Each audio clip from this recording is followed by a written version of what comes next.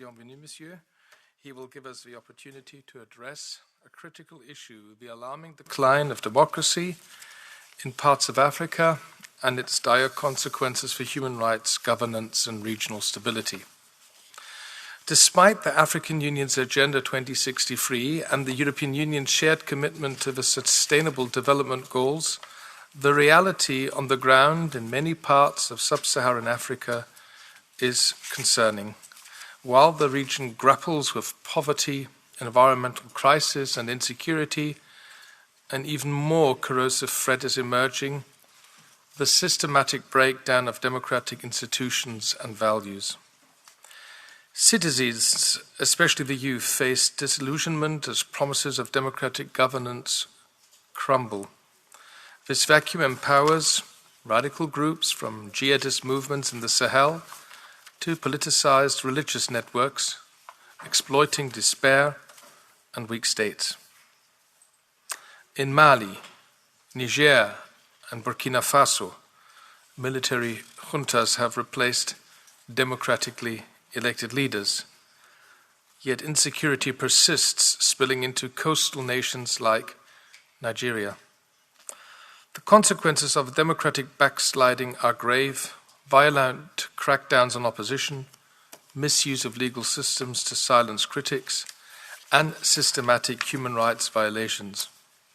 These trends not only destabilize Africa, but they also threaten our shared values, but also regional and European security.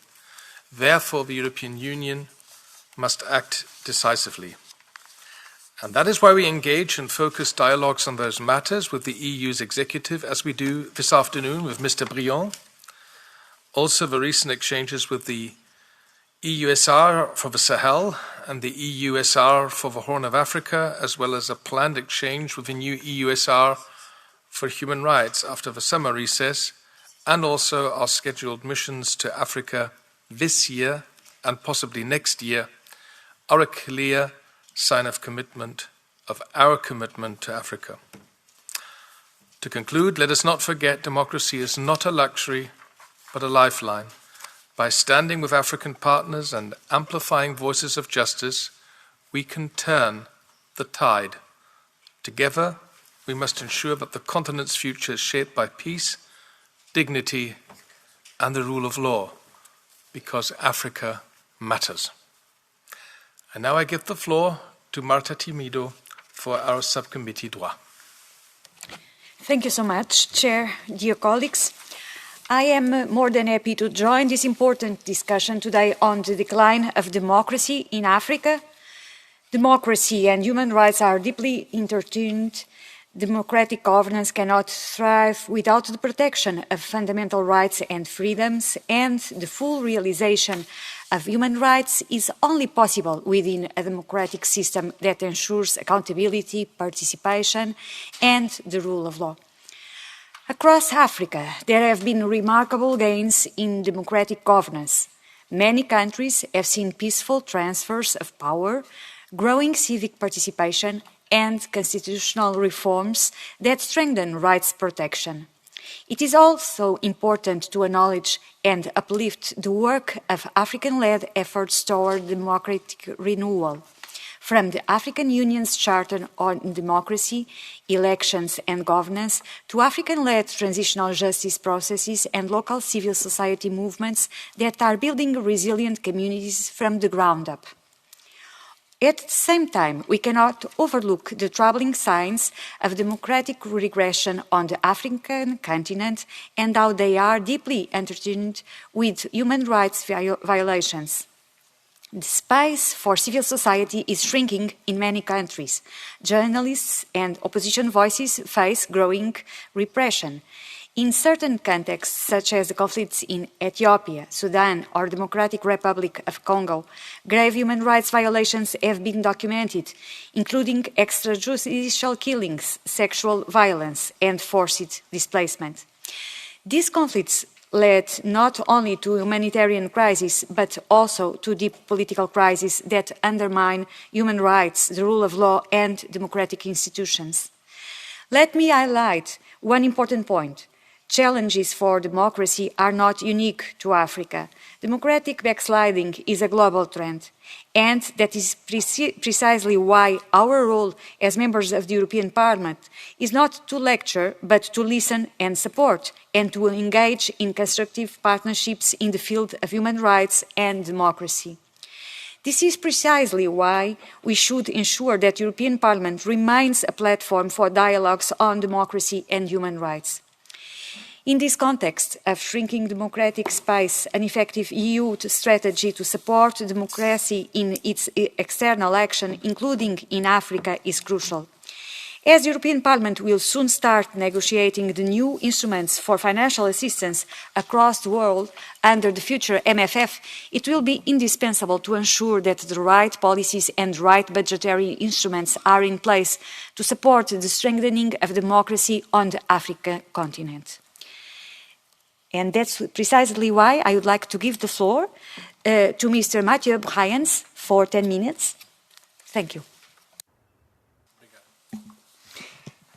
Thank you, chairs and honorable members. Thank you for this invitation to discuss the decline of democracy in Africa. In recent years, the landscape of democracy in Africa has been characterized by both promising advancements and significant setbacks. As in other parts of the world, Africa witnesses a rise in authoritarianism, military coup, and declining public trust in democratic institutions. As you have just outlined, the continent presents a complex tapestry of political dynamics, some countries reinforcing their democratic credentials, while others experience democratic backsliding. This democratic backsliding, however, is not unidirectional or irreversible. There are structural causes that cannot be addressed in isolation and need to be taken comprehensively. Let me just go through the main trends that we are observing in Africa democracy today. First, the democratic backsliding. Africa has been witnessing a trend of backsliding.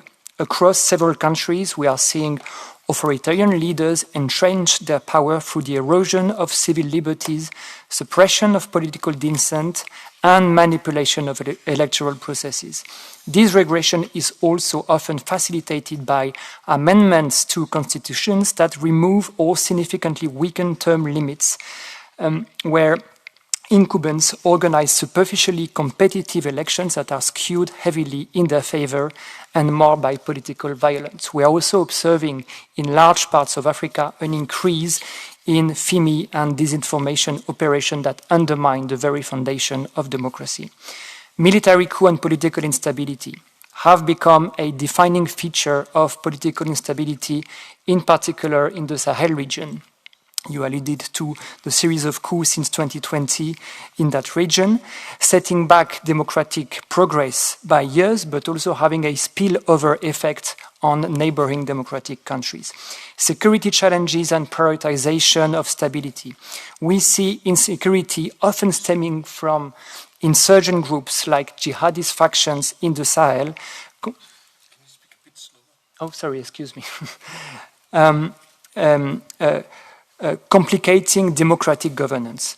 Governments prioritizing stability deploy military solutions that sometimes justify authoritarian rule. In addition, public disenchantment due to corruption and ineffective governance also contributes to a preference for strongman rule, overshadowing democratic ideals. Then economic pressures and public discontent. The continent faces significant economic challenges, including high debt burdens, unemployment, inflation. This exacerbates public dissatisfactions with governments perceived as incapable of delivering on economic reforms. Young people, in particular, bear the brunt of rising living costs and unemployment. They have been at the forefront of protests demanding accountability and reform. Resilient democratic cultures and exceptions. Despite the negative trends that I have just outlined, we also see positive examples of democratic resilience. In Botswana, in Ghana, in Senegal, in South Africa, Mauritius, we have seen promising democratic governance with peaceful transitions of power and respect for civil liberties. These examples suggest that democratic backsliding is not irreversible. Then we have civil society and citizen engagement, who remain a formidable force for democratic advocacy across Africa. The latest Afrobarometer indicate widespread support for democratic ideals and a rejection of military rule, particularly among the continent's politically aware youth. Now let me turn to the role we see for the European Union as an important partner in supporting Africa's democratic developments. First, we have the Election Observation Mission. Thanks to the Parliament, we are grateful for the support to EOMs, with the excellent cooperation we are enjoying with the European Parliament, as well as the support of the European Parliament delegations that are integrated into our missions. The EOM for Mozambique, for example, and the role of the mission chief observer Ballarin was a recent case in point, where recommendations from the missions served as a basis for the inclusive national dialogue, and we will soon deploy an EOM for the general elections in Malawi. But parliamentary diplomacy also plays a pivotal role with MEPs' visit to African countries. Diplomatic engagement. Through the Samoa Agreement in particular, we had already around 40 partnership dialogues since last year, 31 of which were with African countries and region, and 14 more are planned until the end of the year. Democracy, rule of law, human rights have been constantly on our agenda, together with other national and regional issues. We also, in our toolbox, employ targeted sanctions against regimes or individuals responsible for democratic backsliding or human rights violations. Then we also have financial and economic support. The EU is one of the largest donors and ties its financial support to adherence to democratic principles, human rights, and the rule of law. Through the Global Gateway agenda in particular, we are contributing to enhance EU engagement with Africa to contribute to strengthen Africa's resilience and sustainable growth. Let's also not forget our civil society empowerment. A significant aspect of the EU's involvement includes supporting civil society organizations across Africa by enhancing civic education, promoting youth participation, and strengthening watchdog functions. Finally, looking at what is ahead of us in terms of challenges and opportunity, while military coup and repressing regimes pose severe challenges, increased political awareness, citizen activism, and international engagement also form a strong foundation for progress. For the EU, nurturing Africa's democratic trajectory requires balancing strategic interest with steadfast support for democratic values. To promote credible democratic practices, we are also promoting African-led initiatives and supporting regional organizations such as the African Union. We just organized a successful EU-AU ministerial meeting in Brussels that serves to set a constructive tone, revealing improved mutual understanding and a shared will to deliver on the joint vision for 2030, agreed at the 6th summit in 2022. Our next summit will be held in Luanda, Angola on 24th, 25th of November. That will also mark the 25th anniversary since the inaugural Africa-EU summit in Cairo. And this will be testimony to our ambition to reinvigorate the partnership, define our cooperation moving forward amid deepening geopolitical uncertainties, and intensify global competition for influence in Africa. Dear chairs and honorable members, as a conclusion, let me just stress how essential democracy is in Africa at this pivotal juncture, where enduring challenges such as authoritarianism, economic hardship, and insecurity test democratic institutions' resilience. However, vibrant civil society and citizens' demand for change also offer a beacon of hope. The EU has both an opportunity but also an obligation to support African democracies through principal engagement and putting together an appealing EU offer. The EU is broadly perceived as a positive and reliable actor in Africa, despite active disinformation and interference campaigns by non-like-minded actors who capitalized on the anti-Western narrative. Therefore, this proactive engagement and continuous maintenance of a positive and up-to-date narrative on EU-Africa relations is of major strategic importance to strengthen resilience and democracy across Africa. Thank you. Thank you, Mr. Briand, for your introductory statement. And now, colleagues, we have the possibility for an exchange of views. Please raise your hands, indicate whether you would like to take the floor, and then Marty and others will certainly note your names. The first speaker is the chair of the DCAP, Francisco Assis. He is... There you are. Muito obrigado, Sr. Presidente. Queria saudar em primeiro lugar, Well, thank you. I'm going to speak Portuguese. So, I'd like to welcome this initiative. I think it's a crucial one, even though from the very start here we need to recognize that there is a declining democracy across the world, and not only in Africa. We have major problems in our democracies in Europe and in America and in Asia as well. And democracies are not going through a very rosy period at the moment. And despite everything, it's here, it's in Europe, where we can have this kind of in-depth debate. So, coming back to Africa, well, you can't separate democracy from development. And clearly, there are societies that are very much impoverished. And they are the victims of new types of oppression.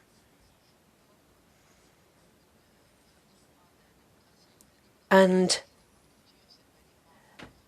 democracy is part of a culture. It's not just a procedure. You need to have the political culture to do this, and it needs to be at a certain stage of development. And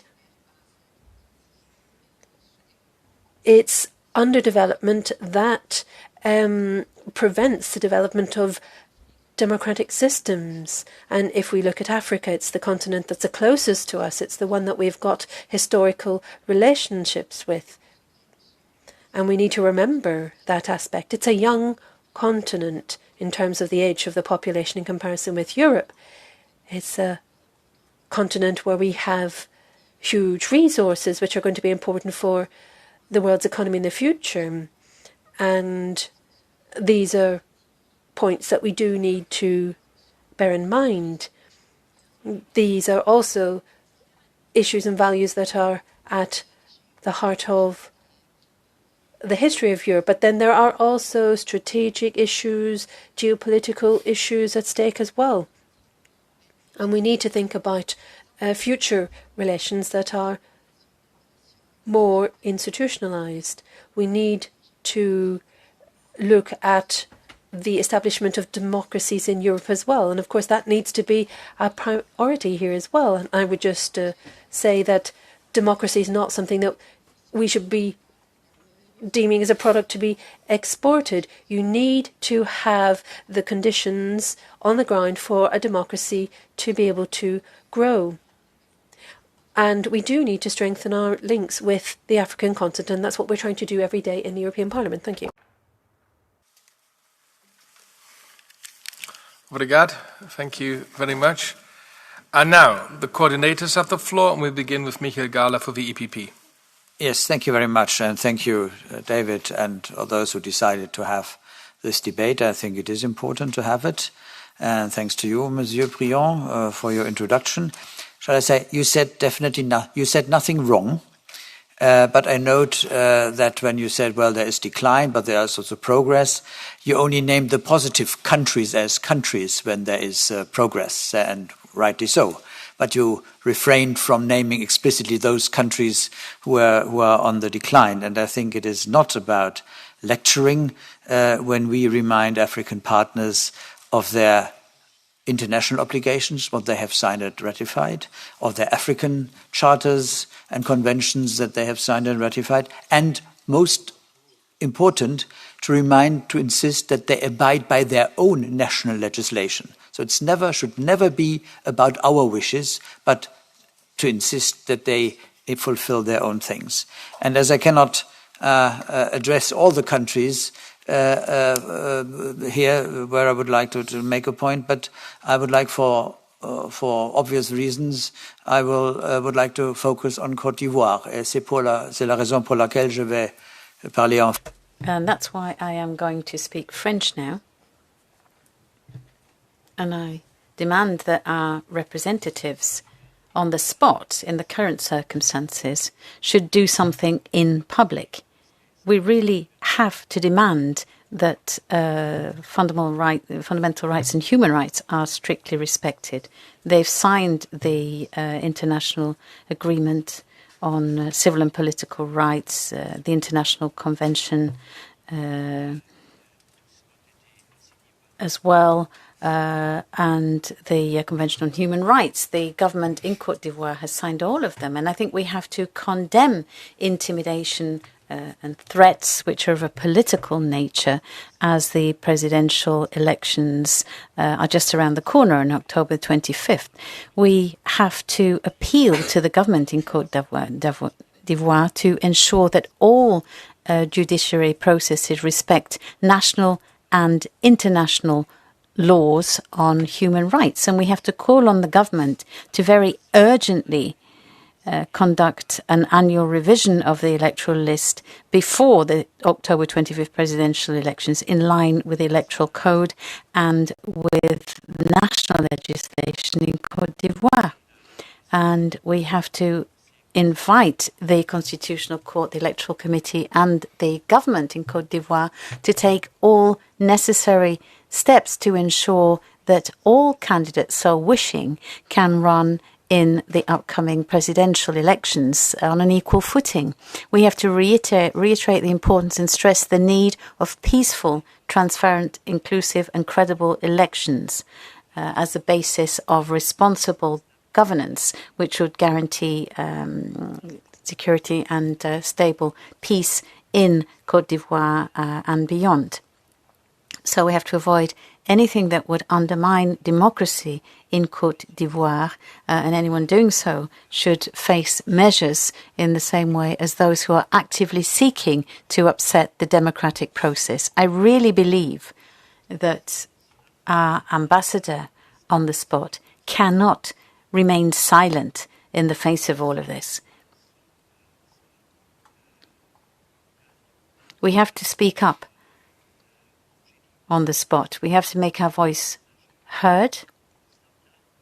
It's not about our standards, it's about those in Côte d'Ivoire itself, and the same practices should also apply to other countries concerned. Thank you. Thank you, Michael. For EPP Droit, I don't see somebody raising his or her hand. Then we come to the S&D coordinators for AFET. Marta, you'll take the floor yourself.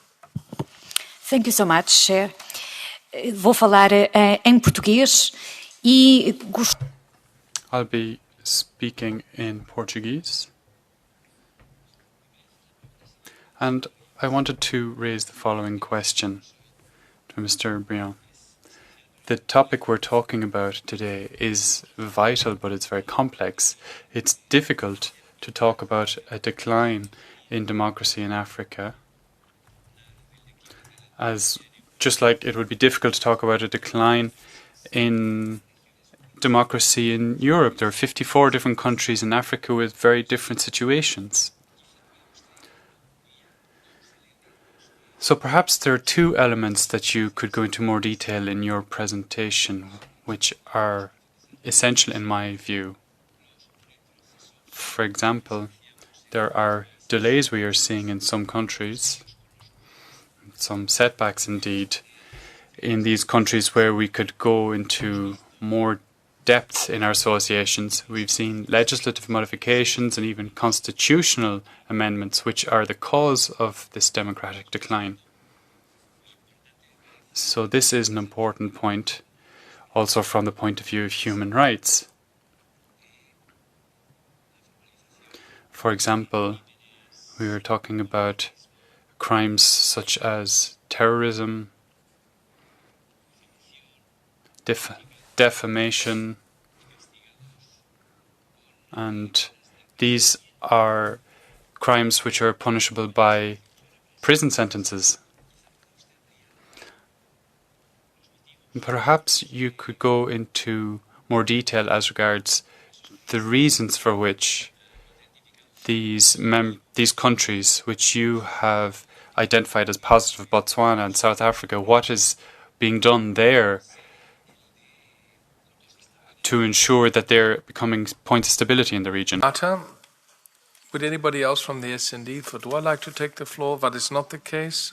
Then the Patriots, the ECR. Mr. Tinkinen has requested the floor.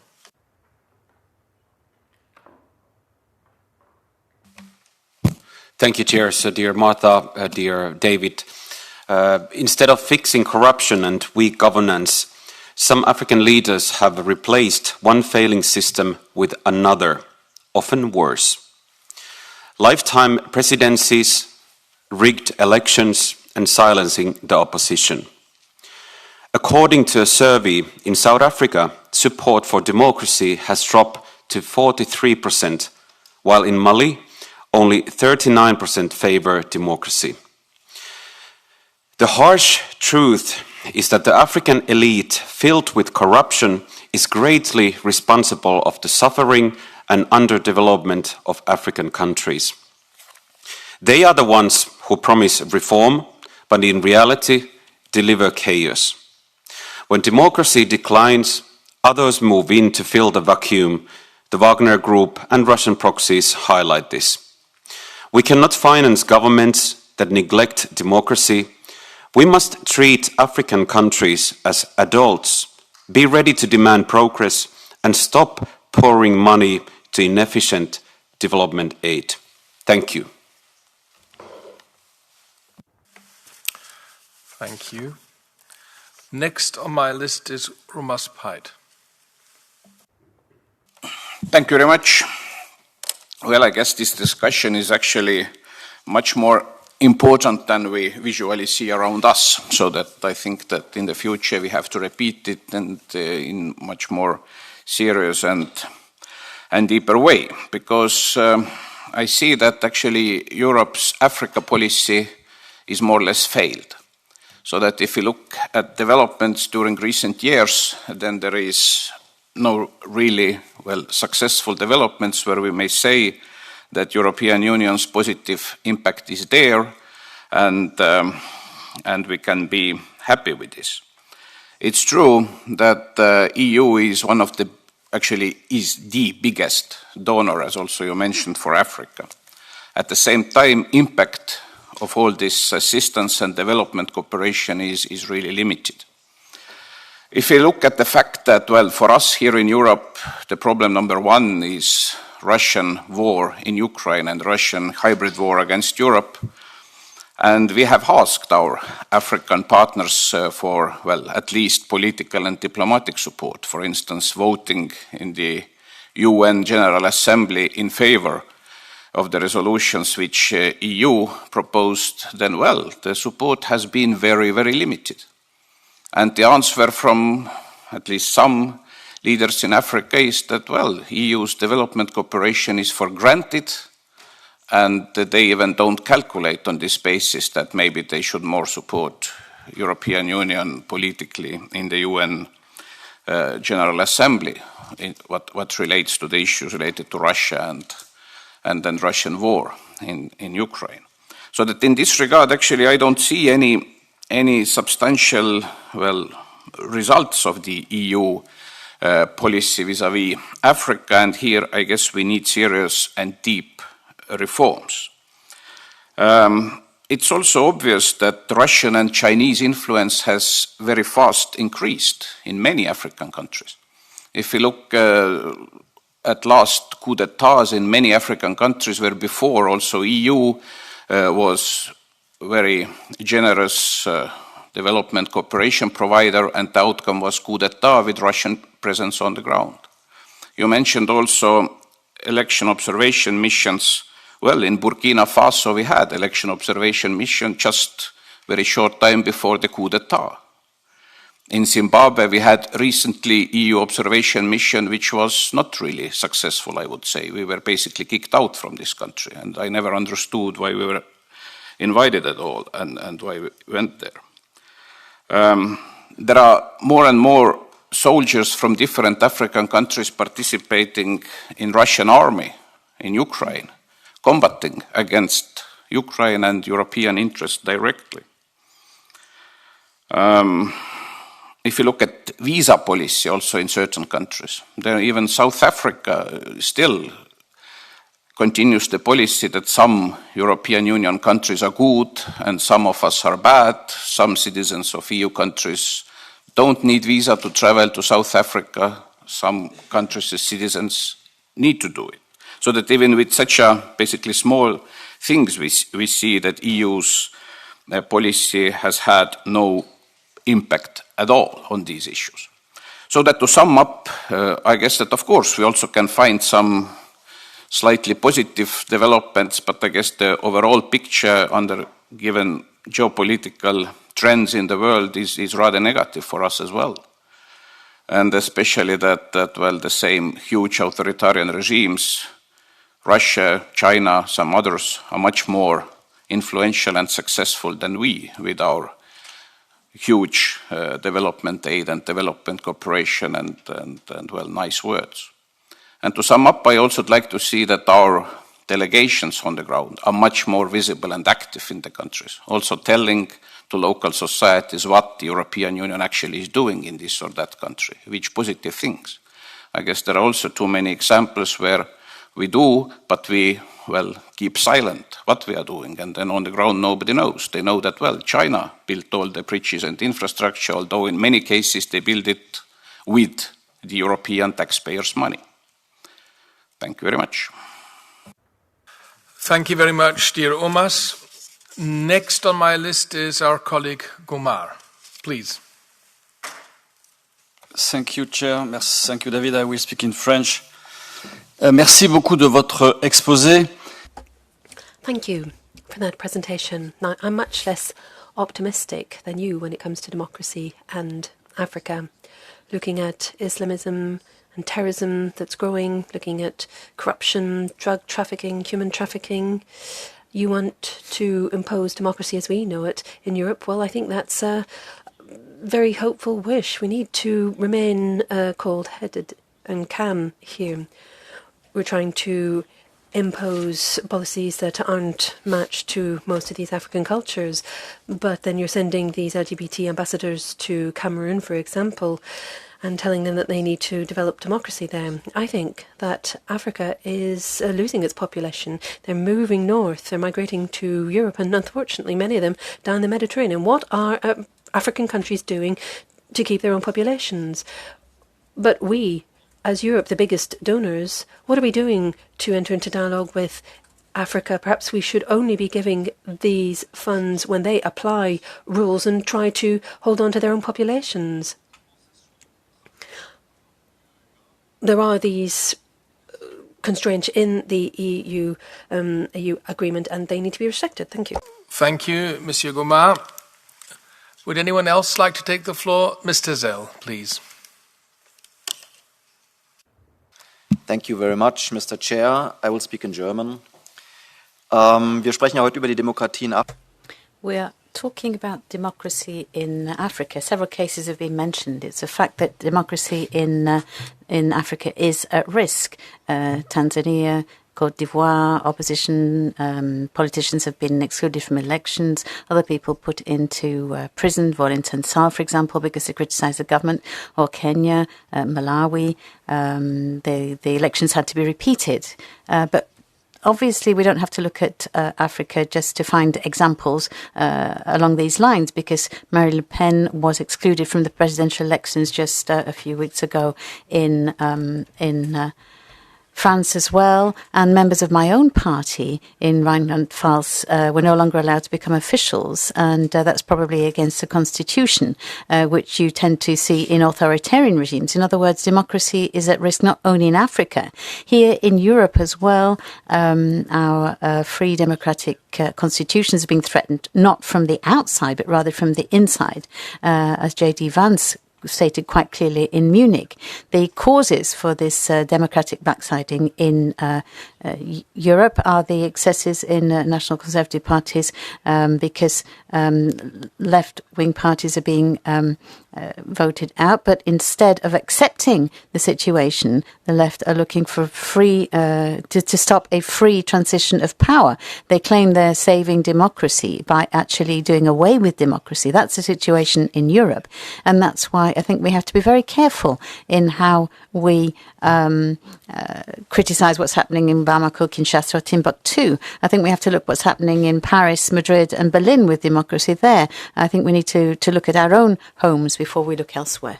Thank you.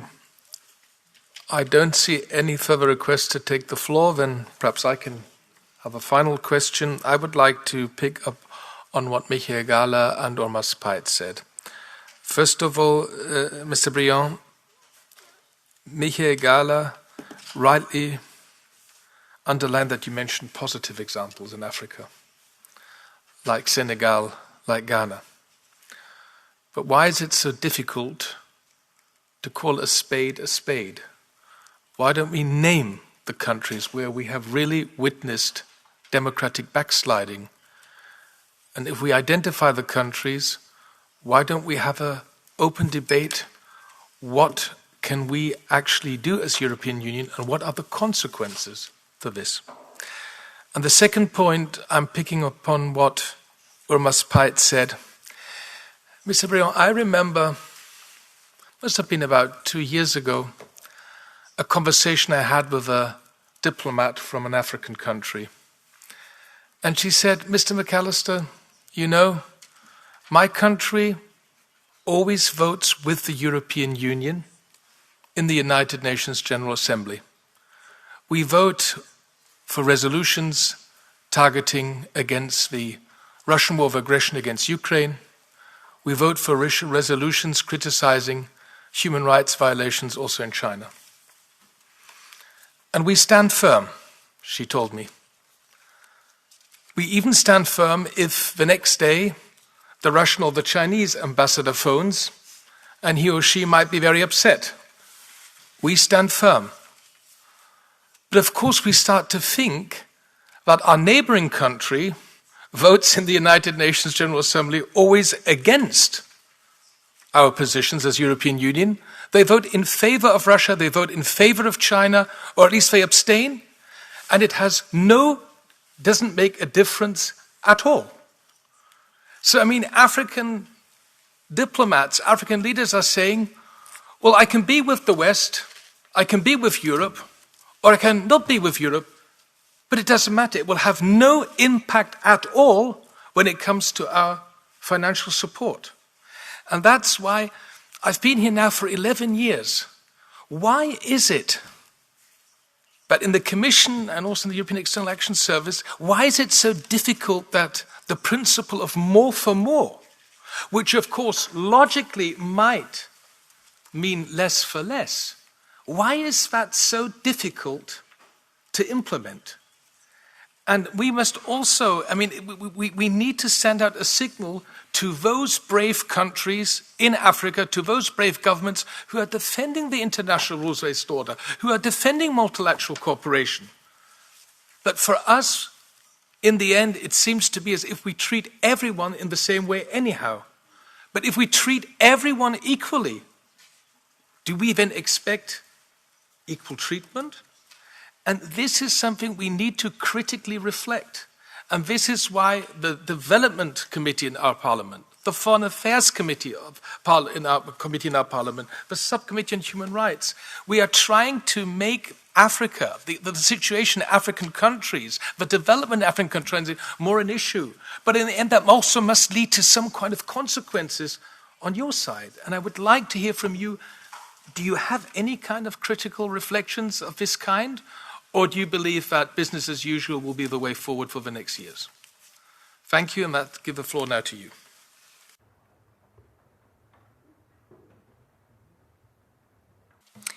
Thank you very much, chairs. And je vais parler en français. Mais... I'll speak French.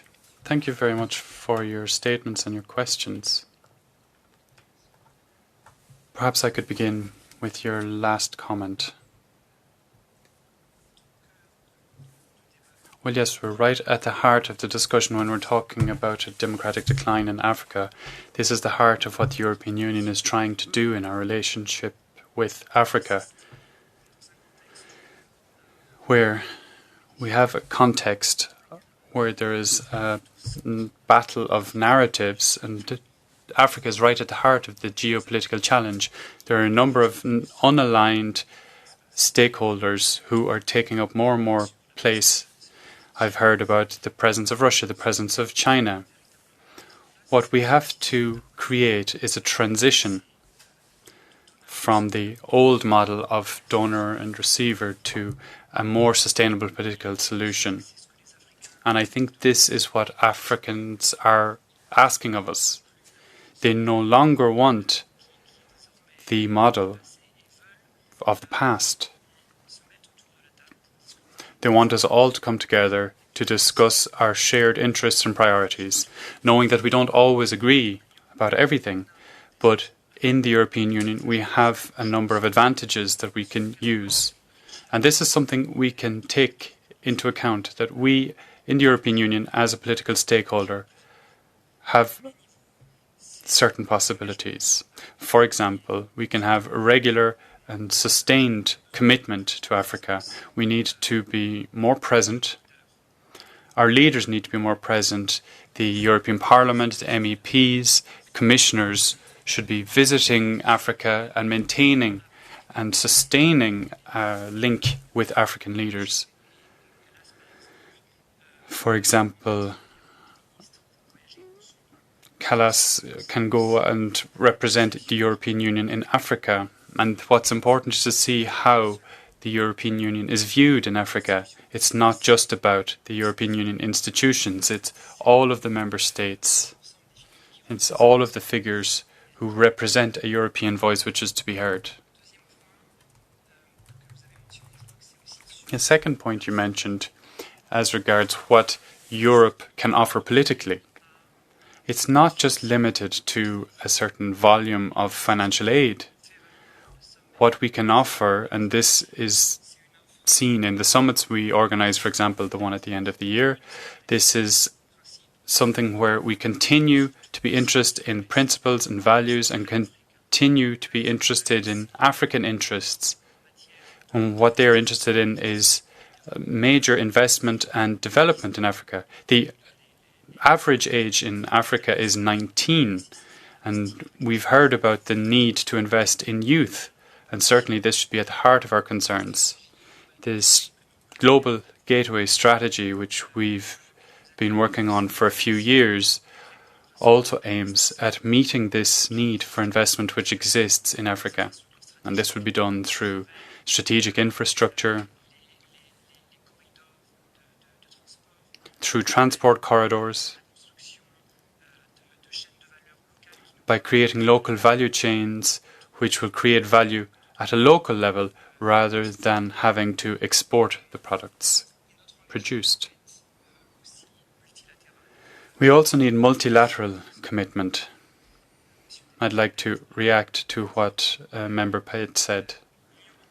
The European Union and Africa they represent together 40% of votes at the United Nations. And this is something we need to use. The European Union is the most fervent defender of the multilateral system. We defend the principles of multilateralism. And with Africa, as we've seen in discussions on the Pact for the Future last year in the UN, we reached an agreement on an agenda for reform in the UN. And similarly, we were alongside the Africans in Seville a couple of weeks ago for the conference on developing financing for development. And we will continue in our discussions for the 80 years of the United Nations. The European Union was always the greatest defender of Africa's place in the international institutions. We've called for an African seat in the G20, which we achieved a few years ago, but there are still further steps to be taken. We need to create greater visibility. There is a lot that we're doing in the European Union and in our member states in committing to Africa. Other bodies are doing perhaps less than the European Union, but we need to make what we're doing more visible. So highlighting our investment in Africa is a priority, because just as we have geopolitical tension, there is also a battle as regards information and misinformation. And Africa is the main target of Russian and Chinese disinformation, using methods which are more and more sophisticated, which undermine democracy. And this is just like others who need to be at the heart of the summit, which will be taking place at the end of the year. So combating disinformation will be part of our commitment to Africa, our commitment to through technology, through regional integration, and we also see that there are major needs. We in Europe have a number of tools at our disposal, and we need to be more consistent internally in our policies. We need to ensure that when the European Union adopts legislation, that we can anticipate the external effects of this legislation to avoid legitimate criticism which our partners can give about our certain external policy.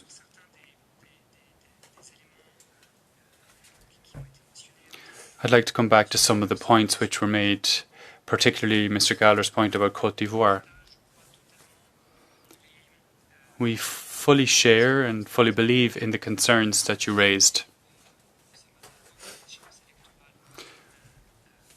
We are in the middle of elections in Côte d'Ivoire, and so as regards the issue of the headquarters, we have constantly called for peaceful, inclusive, transparent elections in Côte d'Ivoire. I also met members of the opposition in Côte d'Ivoire who came in May. I also went to Côte d'Ivoire in May, and we met members of the opposition and the coalition. The President Costa of the Council of Europe was also met representatives from Côte d'Ivoire during the last meeting. There was also an 8 million package which helps to fund the cycle of the elections to ensure that they will be peaceful, transparent and inclusive elections in Côte d'Ivoire.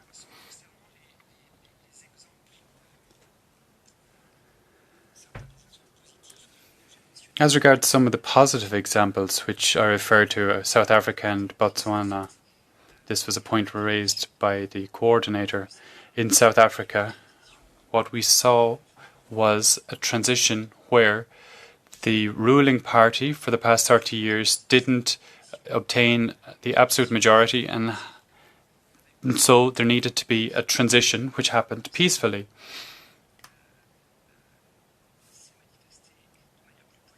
And we've seen that we in the European Union were able to create a summit with South Africa and have a ministerial meeting. South Africa remains a strategic partner for us in the European Union. They are president of the G20 this year. And so it's important to work with countries such as South Africa and countries who can work as a regional amplifier, as it were. because many of these countries have several offers on the table. There is the European Union, there are other development models also possible to them. So we need to see what we can offer, because the offers they are facing can fluctuate. So we need to remain committed to these countries to ensure that these countries will continue to support us, to support our view of the international model, because we know that other bodies, other stakeholders are trying to have influence, and these are stakeholders who have a more selective view of international law. In the case of Botswana, we're looking at a democratic transition where the party in power since 1966 handed over power in a very peaceful manner.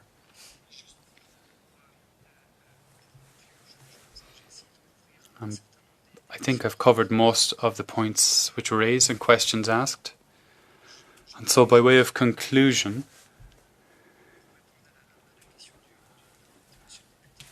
and to answer the question raised by Member Assis at the beginning, this new partnership we want to set up is aiming at ensuring we listen. There's a joint creation. We're aware of the criticisms raised, and that often the European Union likes to give lessons to others and tell them what to do. Now, that's hopefully more a thing of the past.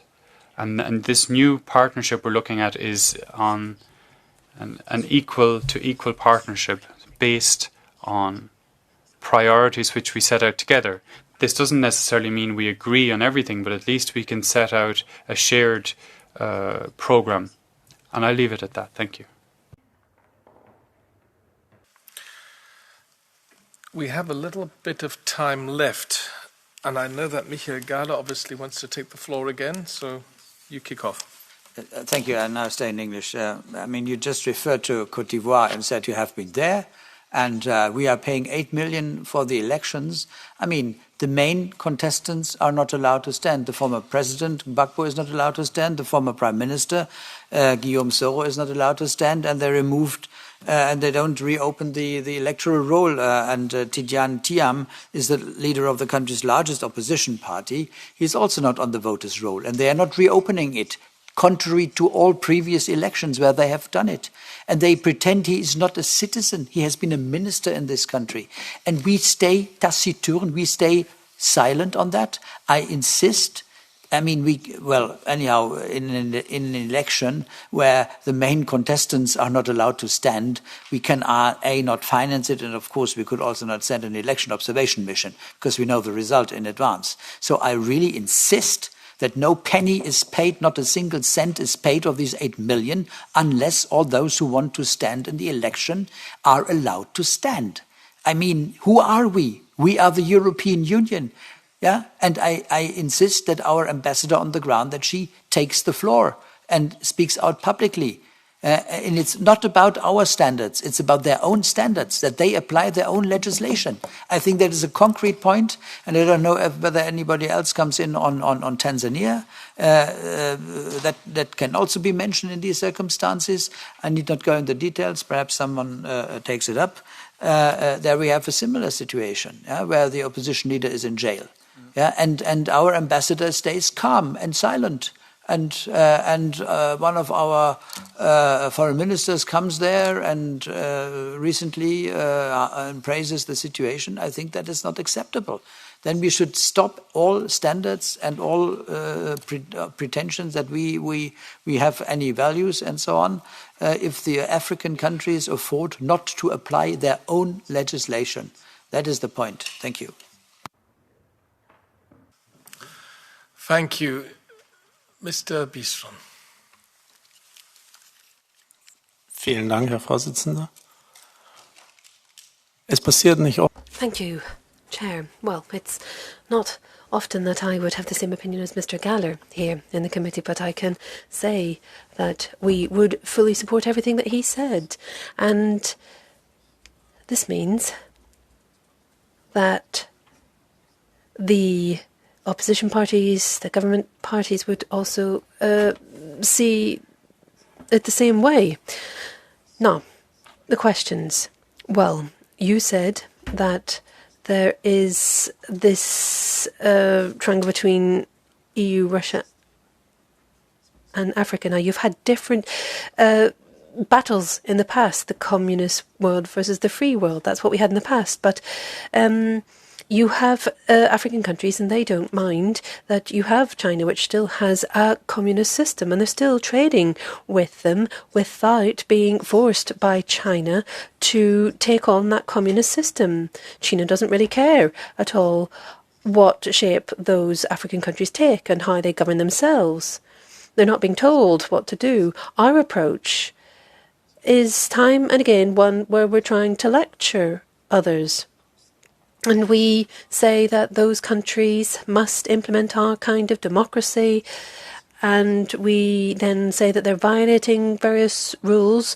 But actually, if you took a look much closer to home, you'd see that we're not keeping our own rules ourselves. And now this brings me to the point about this competition between Russia and China. We're always going to be losing out. Wouldn't it be time now to say that we should primarily look at a trade relationship, because it's about trade relations, about the economy. It's not about political ideologies.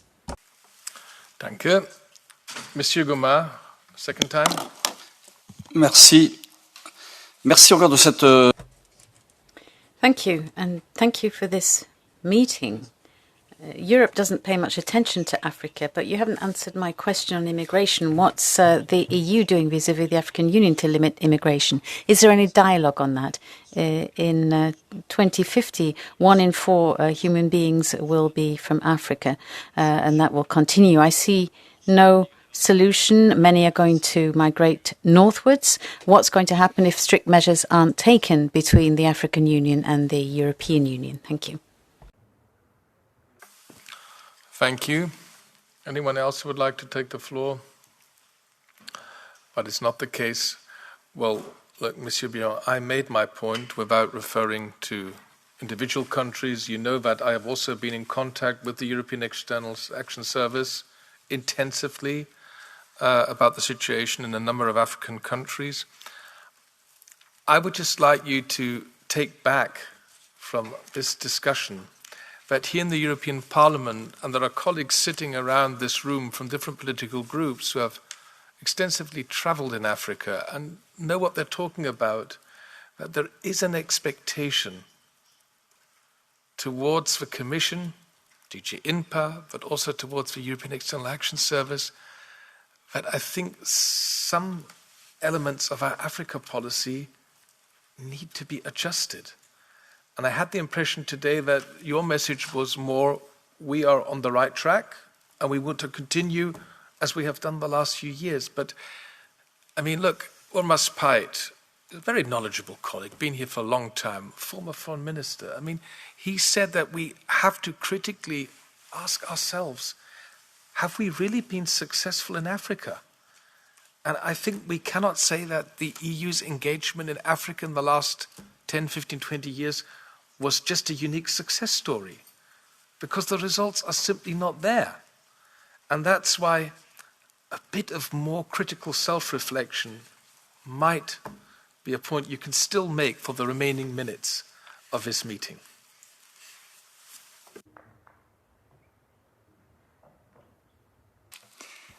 Merci beaucoup. Je crois que Thank you.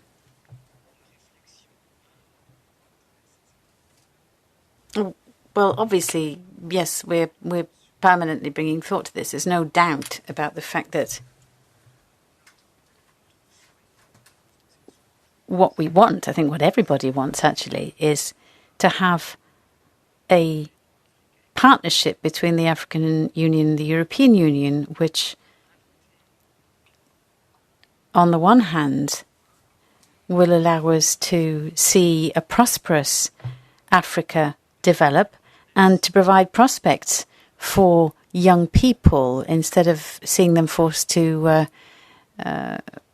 take the path of migration. And then on the other hand, on the European side, to see Africa as a continent with demographic growth, economic opportunities, a lot of young people, and see it as a partner that we can and should count on in the future. African demographics are such that, yes, the population will double on the continent over 30 years. So, once again, we're constantly bringing thought to how we can improve, what we can leverage in order to really listen to what our African partners are saying, what their priorities are, and allow a harmonious development, a partnership which would be win-win for both sides.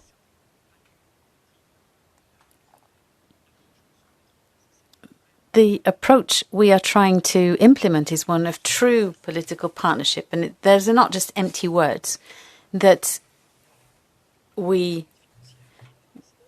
this approach that you just throw money at things is outdated.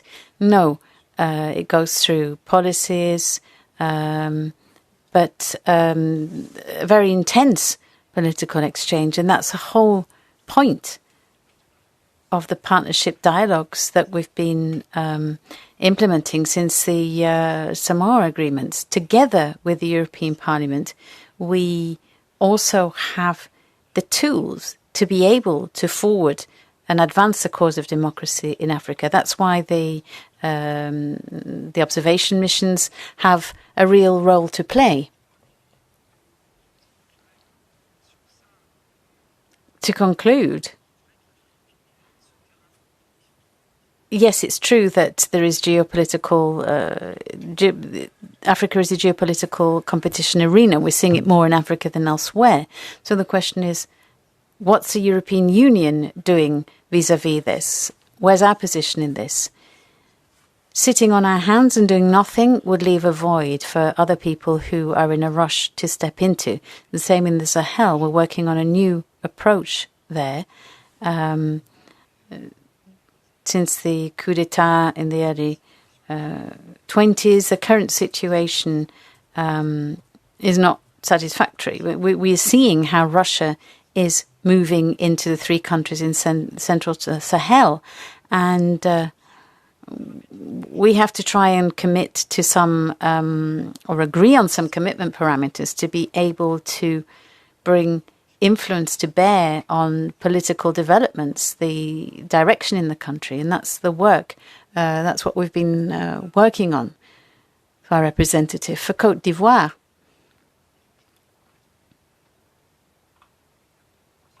I fully hear Mr. Gala. Yes, we shared our discontent and our frustration about the shortcomings there, and each time round, I think we tried to remind the authorities in the country of this. We're going to continue doing that. Have no doubts about it. On immigration issues, there once again, that is one of the pillars of the partnership between the African Union and the European Union. Obviously, for this will be an important point in preparing for the summit. We have the Rabat dialogue, all of the dialogues and partnerships that the EU has with some countries, particularly in the north of Africa. But this is a dialogue which we intend to continue. And it can also address the deep-lying causes of migration to avoid young people taking these dangerous routes, making these dangerous crossings, and have a place with economic prospects in the future. So to conclude, I would really like to stress the fact that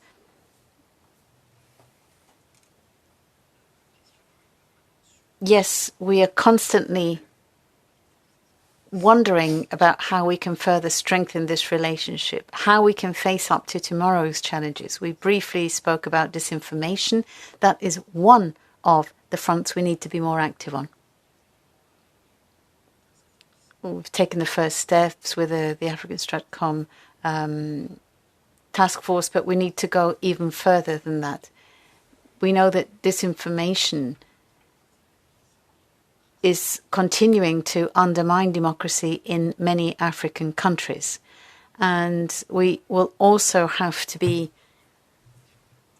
ready for the COP preparations for the end of the year in Brazil. How can we best support the African countries to come together and agree on an agenda to face up to the green and digital transitions?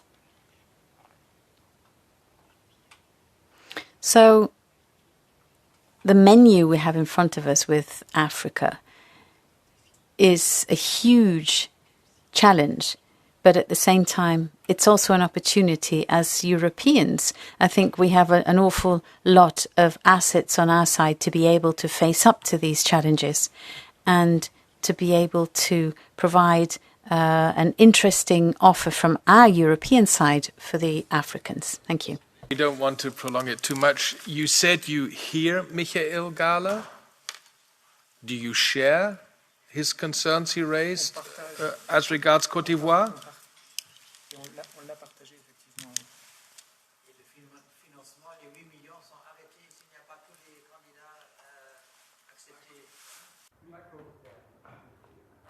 And I hope that the 8 million that we have offered are not paid if the largest part of candidates, and enumerated them, are not allowed to stand. I mean, we cannot financer une travestie de l'élection. Huh?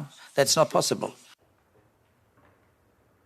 So, Marta Temido, it's up to you to speak the concluding remarks. Thank you. Merci beaucoup, cher. Je vais parler en français. Thank you very much. Well, first of all, thank you very much. I'd like to thank you. I think that we can conclude from this session that we need to talk about Africa more often in the European Parliament and in our committees. We've asked for a lot more presence of the European Union in Africa, more investment, more visibility, but also a greater maturity in our relations with Africa.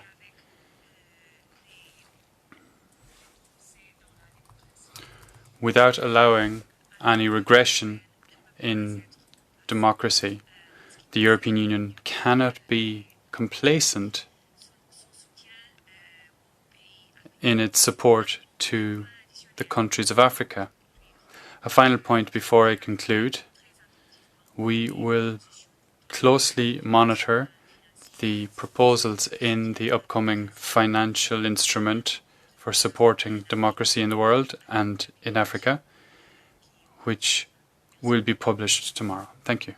Thank you, Marta. Nothing to add from my side. Mr. Briand, dear colleagues, democracy is a shared ideal. It's a lifeline for peace and prosperity. So let us be unwavering in our support for African partners who uphold the rule of law, protect human rights and empower civil society. Together we can counter the forces of division and restore faith in democratic governance. The time to defend dignity, justice and hope for all across Africa and beyond is now. So let me thank you on behalf of AFET and our subcommittee DROI for this exchange of views. And with this, our session today is not yet concluded because we have another point on our agenda. Okay, thank you very much, and we move on.